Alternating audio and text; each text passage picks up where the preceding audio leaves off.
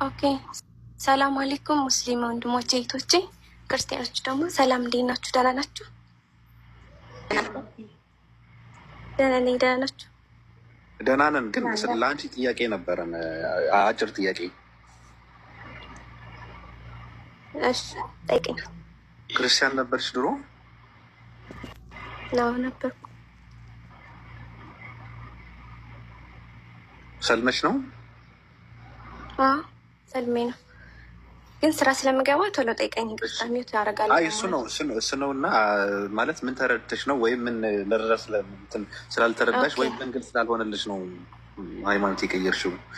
እንደዚህ አይነት ነገርማ መጠየቅ አለባችሁ።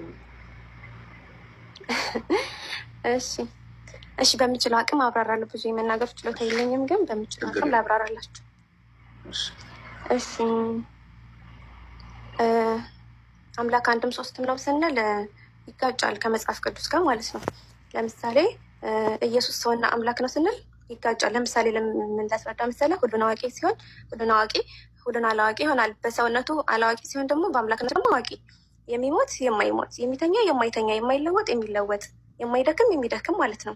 ስለዚህ ለዛ ነው ትንቢተ ሆሴዕ ምዕራፍ 11 ከቁጥር 9 ላይ እኔ አምላክ እንጂ ሰው አይደለሁም ይላል ማለት ነው። አምላክ አይተኛም አያንቀላፋም። መዝሙረ ዳዊት ላይ 121 ምዕራፍ 121 ላይ ከቁጥር 4 ላይ ምን ይላል መሰለህ? እነሆ እስራኤልን የሚጠብቅ አይተኛም አያንቀላፋም። ልክ እንደ አያተል ኩርሲ ሱራ በቀራ 254 ላይ እንዳለው ማለት ነው። አላህ ከእርሱ በቀር አምላክ የለም፣ ሕያው ራሱ ቻይ ነው፣ ማንገላጀትም እንቅልፍም አይወስደውም ይላል ማለት ነው ቁርአን ላይ። ኢየሱስ በተቃራኒው ያንቀላፋል። የማርቆስ ወንጌል 4 ምዕራፍ ቁጥር 38 ላይ እርሱ በስተኋላ ትራስ ተኝቶ ተንተርሶ ተኝቶ ነበር ይላል። እና ኢየሱስ ተኝቶ የሚነቃ ፍጡር ነው። ለምሳሌ ደግሞ ማቴዎስ ወንጌል ምዕራፍ 4 ቁጥር 10 ላይ ለጌታ ለአምላክ ስገድ እሱን ብቻ አምልክ ይላል። ማነው የሚሰገድለት? አብ። የሚያስተምረው ማነው ደግሞ? ኢየሱስ። ስለዚህ ደግሞ ሉቃስ ወንጌል ምዕራፍ 1 ከቁጥር 32 ላይ ደግሞ ጌታ አምላክ የአባቱን የዳዊትን ዙፋን ይሰጠዋል ይላል። ሰጪው ማነው? አብ። ተቀባይ ማነው? ኢየሱስ። እና ደግሞ ኢየሱስ ሰውም አምላክ ነው ስንል ይሄ ነገር ያጋጭብናል ማለት ነው። ተረድታችሁኝ የለ አይደለ? የማይተኛ የሚተኛ እኔ አምላክ አልለዋወጥም ይላል። ለምሳሌ ደግሞ ኢሳያስ 43 ላይ ከቁጥር 11 ላይ እኔ እግዚአብሔር ነኝ እንጂ እኔ እግዚአብሔር ነኝ ከኔ ሌላ የሚያድን የለም ይላል። ደግሞ ኢሳያስ ምዕራፍ 3 ከቁጥር 20 ላይ ደግሞ ከኔ ጋራ ማን ነበረ ይላል ማለት ነው። ከሱ ጋር ማንም አልነበረም። ኢየሱስ ደግሞ ብዙ ቦታ ላይ ልሰጥ የምችለው ኢየሱስ ነብይ እንደሆነ በጣም ብዙ ቦታ ላይ ተጽፏል። እኔ ነብይ ነኝ እያለ ማለት ነው። ለምሳሌ ስነግርህ ክርስቲያኖች አምላክ አንድም ሶስትም ነው ይላሉ። በፐርሰን ሶስት ናቸው ግን አይነጣጠሉም። አንድ ነው ይላል፣ አንድም ሶስትም ነው ይላል። ደግሞ በመጽሐፍ ቅዱስ ምን ይላል መሰለ? ማርቆስ ምዕራፍ 12 ከቁጥር 29 ላይ አምላክ አንድ ብቻ ነው ይልሃል። ክርስቲያኖች ደግሞ ኢየሱስ አምላክ ነው ሲሉ ደግሞ ዮሐንስ ምዕራፍ 12 ከቁጥር 44 ላይ ደግሞ ምን ይላል? ኢየሱስ አምላክ አለው ይላል። ደግሞ እኔ አምላክ ነኝ ያለ ክርስቲያኖች ኢየሱስ አምላክ ነው ሲሉ ደግሞ ኢየሱስ ምን ይላል? እኔ አምላክ አይደለሁም ይላል፣ አምላክ አለኝ ይላል። ዮሐንስ 20 ምዕራፍ 20 ከቁጥር 17 ያዙ። እንትኔ ምዕራፉን ያዙ ከፈለጋችሁ ማለት ነው። ክርስቲያኖች ኢየሱስ ፍጡር እንጂ ፈጣሪ እንጂ ፍጡር አይደለም ይላሉ። እኔ ፍጡር ነኝ ይላል ዮሐንስ ምዕራፍ 5 ከቁጥር 26 ላይ። እሺ ለዚህ ሁሉ መልስ አለ አይደለ?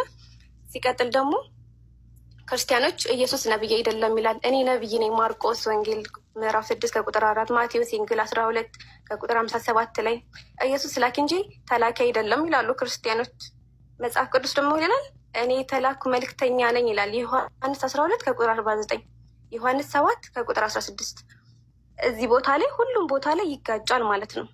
ክርስቲያኖች መጽሐፍ ቅዱስ አንድ ክርስቲያን እውነተኛ ክርስቲያን መሆን ካለበት የራሱ መጽሐፍ ገልጦ ማንበብ አለበት።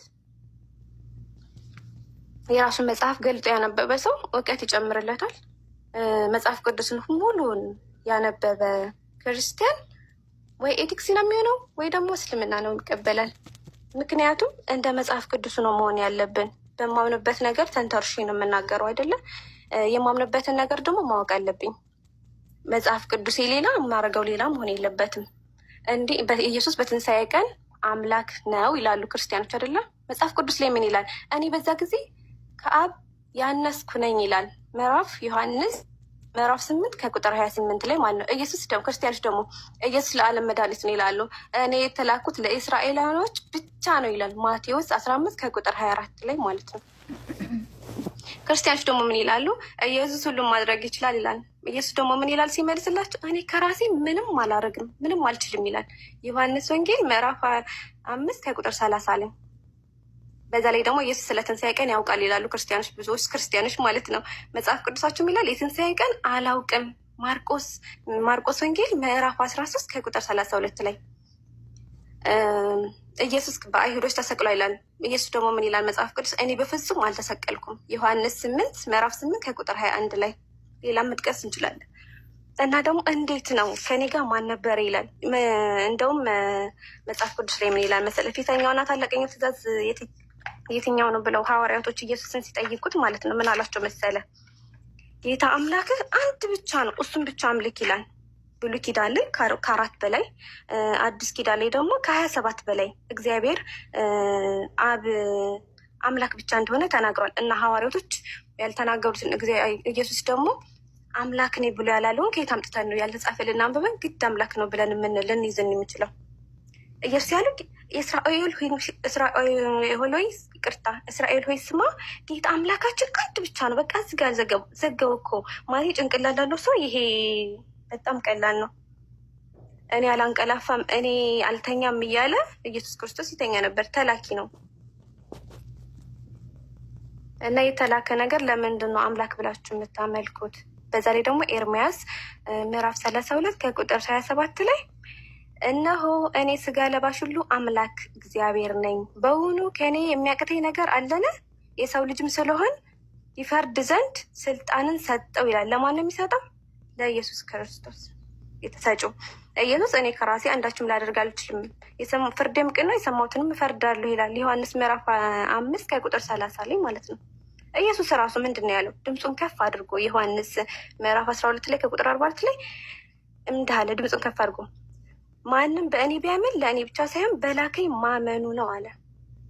በማን ማመኑ ነው? በላከው ማመኑ ነው። ላኪው ማን ነው? አብ ነው። ተላኪው ማን ነው? ኢየሱስ ነው።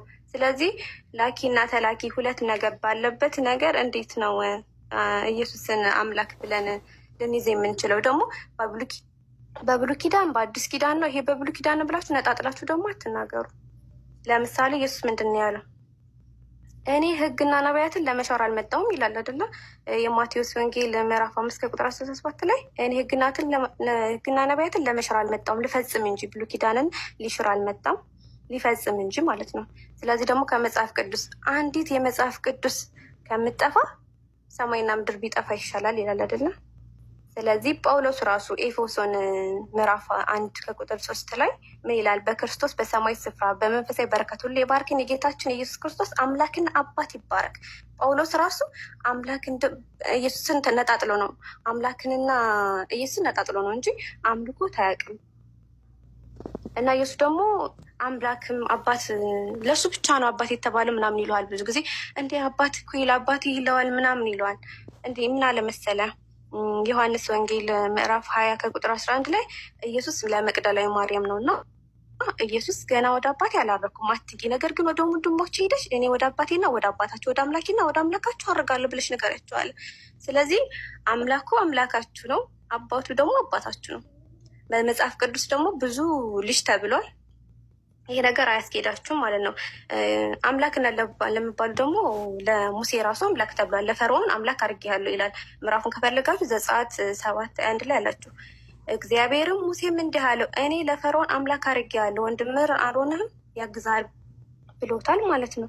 እና በዛውባችሁ መሰለኝ እና አንድን ብቻ ጨምሬ ልዝጋላችሁ እና ኢሳያስ 40 ምዕራፍ 40 ከቁጥር 28 ላይ ምን ይላል መሰላችሁ? ይችን ብቻ ተናግሬ ይዘጋላችኋለሁ። አላወክም? አልሰማህም? እግዚአብሔር የዘላለም አምላክ የምድር ዳርቻ ፈጣሪ ነው። አይደክምም፣ አይታክትም፣ ማስተዋሉም አይመረመርም። ለደከመ ጉልበት ይሰጣል ይላል። ኢየሱስ ግን ከአንዲት ጉድጓድ አጠገብ እንዲህ ተቀምጦ ጊዜው ተቀምጦ ነበር፣ ደክሞ ተቀምጦ ነበር። ሰዓቱም 6 ሰዓት ያክል ነው ይላል። ዮሐንስ 4 ከቁጥር 6 ላይ የሚደክመው ነው ማለት ነው። እግዚአብሔር ኢየሱስ ራሱ ምን ይላል መሰለህ? ከእግዚአብሔር የሰማሁትን እውነት የነገርኳችሁ ሰው ልትገሉ ትፈልጋላችሁ አለ። ምን ብሎ ነው ራሱ የተነገረው? ሰው ራሱ